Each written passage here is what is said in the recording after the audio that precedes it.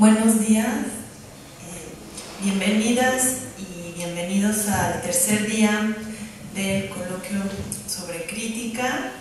Y pues antes de comenzar, agradecer al Museo Universitario de Arte Contemporáneo por recibirnos en esta conclusión del encuentro. Y para no extendernos más, porque hoy tenemos 3 mesas muy interesantes que van a recopilar un poco también lo que se ha discutido en los 2 días pasados, pues doy paso a la presentación.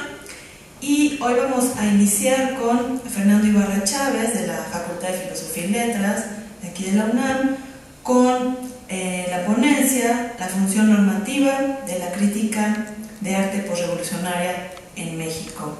Bienvenido, Fernando, y muchas gracias. Pues bueno, muchas gracias, y también agradezco al museo que nos haya abierto las puertas de este auditorio tan interesante. Agradezco a los organizadores también la invitación.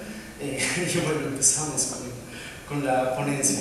Si hay algo que caracterizó la cultura en México en los años inmediatos a la Revolución Mexicana, fue una falta de directrices tan generalizada que cada intelectual estuvo en condiciones de proponer modelos culturales para la nación revolucionaria con absoluta libertad. Incluso había cabida para quienes imaginaban un México desinteresado en la revolución. Si bien para la historiografía la posrevolución suele comprender el periodo que va de 1920 a 1940, en esta ocasión me limitaré a hablar de algunas condiciones contextuales de la crítica de arte en la década de 1920. En particular, me detendré en 3 ejes: dinámicas de producción, dinámicas de circulación y dinámicas de consumo. ¿Quién producía crítica de arte? En realidad podría exponer aquí una extensa lista de nombres poco significativos para quien no esté familiarizado con los grupos intelectuales del momento, así que prefiero señalar más bien algunas características comunes a todos ellos. En primer lugar, la crítica la llevan a cabo quienes tenían una formación académica más o menos sólida, en particular abogados, médicos o arquitectos. Hay que recordar que todavía no existían las licenciaturas en humanidades, aunque ya nuestro benemérito Justo Sierra había sembrado el germen de la Facultad de Filosofía y Letras en la Escuela de Altos Estudios de la Universidad Nacional. En segundo lugar, tenemos un grupo muy nutrido de escritores, profesores, poetas, historiadores, filósofos, que emitían un juicio a partir de las novedades que pasaban delante de sus ojos. En tercer lugar, la crítica también era una actividad habitual de los periodistas, algunos profesionales y otros ocasionales, con mucha o con poca información sobre el tema. En cuarto lugar, tenemos a los artistas mismos, una especie muy rara de crítico en aquellos años, pero muy bien representada por Diego Rivera y Carlos Mérida. Por ocupación principal ya los tenemos aquí. Sin embargo, entre todos estos ejecutores de crítica es válido establecer constelaciones de convivencia muy interesantes que, advierto, son movedizas, veleidosas, promiscuas e infieles, lo cual impide hablar de grupos homogéneos, unánimes, unívocos y comprometidos con una sola causa ideológica y además persistente en el tiempo. Aún así, podemos hablar de los críticos que ejercían en la Ciudad de México y los que trabajaban fuera de ella. Dentro de la ciudad cabría la distinción entre los que tenían vínculos con el gobierno y los que no, y dentro de los que sí, los que comulgaban con el político frenesí espiritual de José Vasconcelos y los que no. A esto debe añadirse que hay otros críticos que participaban simultáneamente de varias de estas categorías o que no pertenecían realmente a ninguna, lo cual deriva en una imposibilidad de clasificación categórica. Como pueden apreciar, intentar colocar etiquetas para una taxonomía operativa no resulta ni apropiado ni eficiente. Se habla con frecuencia de la oposición entre contemporáneos y estridentistas, pero es absurdo intentar trabajar con estas etiquetas a referirnos a los años 20, y sobre todo el asunto deriva en un desgaste intelectual al tratar de encasillar a una bandada de escritores con etiquetas que ni siquiera existían cuando ellos empezaron a agruparse de manera espontánea para experimentar con la crítica. Con todo y eso, no es tan descabellado esquematizar las constelaciones a las que pertenecían ciertos individuos, con la salvedad de que dicho esquema solo será válido para un momento muy acotado, y siempre tomando en cuenta que quien queda fuera y que los adversarios también están formando parte de la misma comunidad. El hecho es que mucha gente se dedicaba a la crítica de arte a partir de la pertenencia a una comunidad intelectual o desde su individualismo. Me parece que rastrear las dinámicas de producción podría dar más luz sobre el asunto, pues nos referimos a productos discursivos concretos que derivan de un contexto que no tiene nada que ver con nuestros caprichos taxonómicos ni con nuestras pretensiones de acomodar lo que no requiere orden. Para el caso de la crítica de arte de los años 20, metodológicamente hablando, las dinámicas de circulación de los textos nos obligan a girar la mirada hacia la amplia variedad de revistas donde se publicaba dicha crítica. Algunas de estas publicaciones destacaban por ser elitistas y de baja circulación. Otras contaban con apoyos privados o institucionales que les permitían contar con una mayor vida, calidad material y calidad de contenidos. La nómina de los colaboradores de estas revistas resulta muy reveladora para trazar redes de convivencia intelectual entre escritores, artistas, críticos, editores, curadores, público, etc. De 1920 a 1923, la revista México Moderno reunió en sus páginas a personajes que ya tenían alguna experiencia en labores culturales, empezando por su director, Enrique González Martínez, y qué decir de la trayectoria intelectual de colaboradores como José Vasconcelos, Agustín Loera y Chávez, Antonio Caso, Manuel Toussaint, quien emitió muchos juicios sobre artes plásticas, dejando la crítica musical en manos de Manuel M. Ponce. Al finalizar la década, Contemporáneos fue quizá la publicación de mayor relevancia y duración en comparación con otras muy comprometidas con el arte, como Forma, Radiador, Horizonte, Mexica Forward, Antena, La Falange, Ulises, 3030, entre otras, en donde se aprecia que de manera casi natural la diversidad de opiniones en torno al arte fue tomando un cauce más definido. Revisando los contenidos de estas publicaciones, nos percatamos que la misma historia de la revista, por fugaz que sea, va de la mano con el planteamiento estético de quienes colaboraban en ella, al grado que uno suele preguntarse si realmente existió una propuesta estética de la cual luego nació la revista, o si la revista, ya gestada, fue la que propició la consolidación de algún ideal estético. Como indiqué, pensar en las revistas ayuda más a comprender el estado de la crítica de arte que pensar en agrupaciones organizadas con propuestas estéticas bien definidas. Ciertamente, la nómina de los estridentistas se mantuvo muy estable y la vemos presente en Irradiador y en Horizonte, pero en los demás casos, la lista de colaboradores parece que contradice o al menos cuestiona los lugares comunes sobre la historia intelectual de México posrevolucionario. El caso más claro es el del mal llamado Grupo Contemporáneos. ¿Cómo podríamos incluir a Pellicer como parte del grupo si su nombre no figuró en los números de los años 20 de la revista? ¿Cómo nos atrevemos a afirmar que había una animadversión entre Diego Rivera y los contemporáneos? Está bien documentado que Diego se enfureció después de haber leído una crítica parecida en el primer número de la revista, escrita por el español Gabriel García Maroto, un personaje importante para la crítica de arte en México, que sin embargo no es considerado miembro de este grupo, al igual que Julio Jiménez Rueda o Antonieta Rivas Mercado, tan cercanos ambos a Salvador Novo y a Javier Villarrutia. Con las revistas misceláneas de índole comercial y de amplia difusión, como Revista de Revistas, Zigzag o El Universal Ilustrado, vemos que hay un espacio muy afortunado para la difusión de la crítica.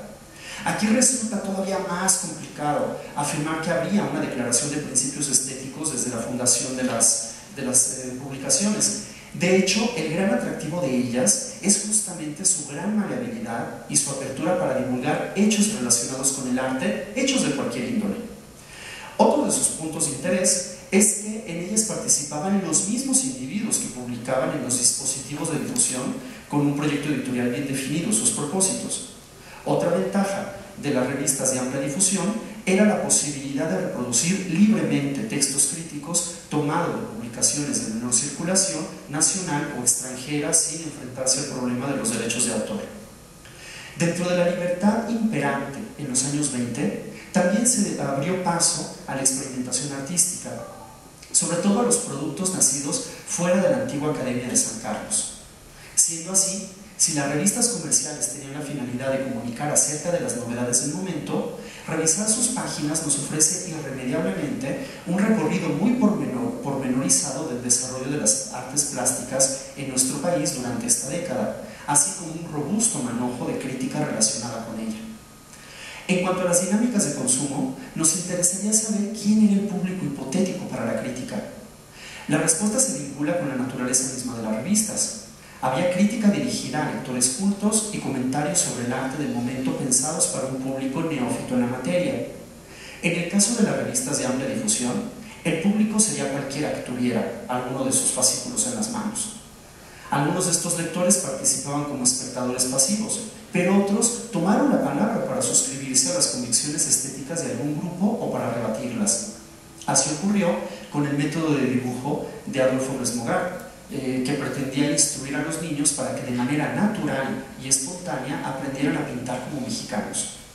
También se discutieron los valores estéticos de los primeros murales de Diego Rivera a partir de diferentes posicionamientos estéticos y políticos. Y aquí dentro de las personas que hacen crítica, además de los intelectuales del momento, también tenemos a las secretarias de la Secretaría de Educación Pública que entran y no entienden lo que están viendo. Las revistas del grupo solían hablar del fenómeno artístico acotándolo a las preferencias de sus miembros, por lo que el público meta solían ser los mismos redactores de la revista y sus compañeros. Las revistas comerciales, por el contrario, solían ser bastante abiertas con las opiniones ajenas. De hecho, en varias ocasiones, estas revistas se transformaron en verdaderos campos de batalla en los que cada semana los diversos contrincantes en la justa cultural lanzaban algún espadazo o se defendían con el escudo de la argumentación informada. Eso fue lo que ocurrió cuando Jorge Cuesta lanzó, por ejemplo, su antología de poetas mexicanos.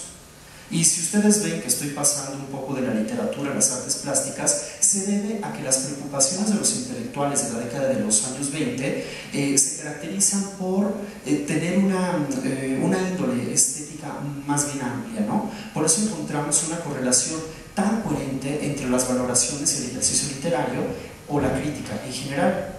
Así, Horizonte, por poner un ejemplo, buscaba un arte revolucionario. Se dirigía a los habitantes del México revolucionario, reproducía obra de artistas declaradamente convencidos de las consecuencias benéficas de la revolución, y la poesía que ahí se publicó también esperaba cumplir las expectativas de la nueva estética. En cambio, contemporáneos abogaba por un arte que valiera por sí mismo, no por la ideología política que lo sustentaba, y de ahí que hubiera espacio para hablar de los últimos cuadros de Giorgio de Chirico o de la poesía reciente escrita en Estados Unidos.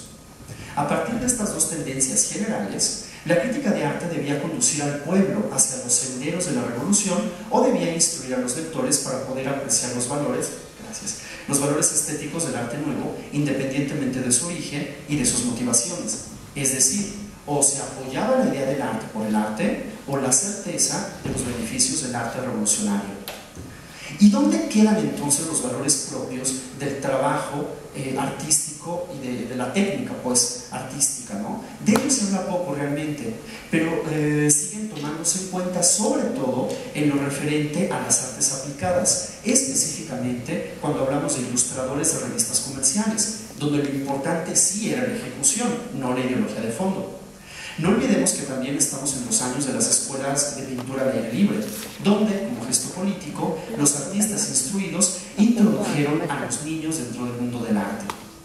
A pesar de que se pudiera argumentar que los productos obtenidos de aquí eran resultado de la pureza infantil, al final estas escuelas estaban también sesgadas por una fuerte ideología y privilegiaban a priori los resultados obtenidos por parte de varones indígenas, porque esto permitía mantener vigente el disparate de que cada representante de nuestra raza era también un artista innato.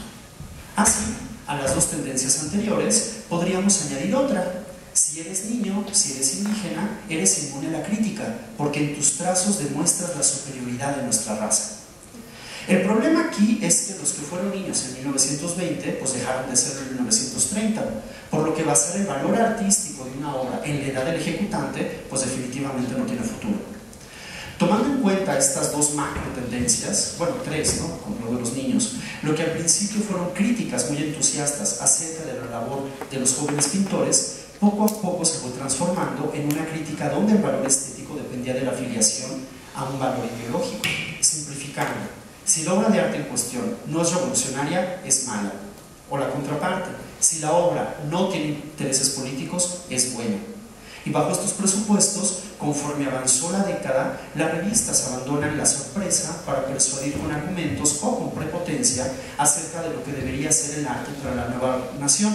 Insisto, la preocupación se enfocaba en un problema estético integral que abarcaba el juicio crítico, la práctica y el interés por las artes plásticas y la literatura por igual. Como ejemplo, Contemporáneos es la revista, a mi parecer, que mejor refleja este espíritu de búsqueda de una nueva estética, tanto en la reflexión crítica como en la práctica real. Se habla del cubismo, se reproducen obras cubistas, se practica una literatura que compagina muy bien con las directrices generales de dicho movimiento de vanguardia y obviamente se reproducen también en sus páginas obras de arte mexicanas o extranjeras que comulgan con esta vanguardia. Curiosamente, ahora nosotros somos los consumidores de aquella crítica y tenemos la ventaja o desventaja de verla como un producto terminado. En este sentido, la crítica adquiere el valor de documento histórico, que puede dar muchas respuestas a los problemas del momento, y si en ella vemos contradicciones y tensiones, se debe a que refleja las pulsiones del ser humano en general. Lamentablemente, ha habido momentos en la historia en los que no se ha podido ejercer la crítica, y la razón es que o no hay nada que criticar o no contamos con libertad para hacerlo. Muchas gracias.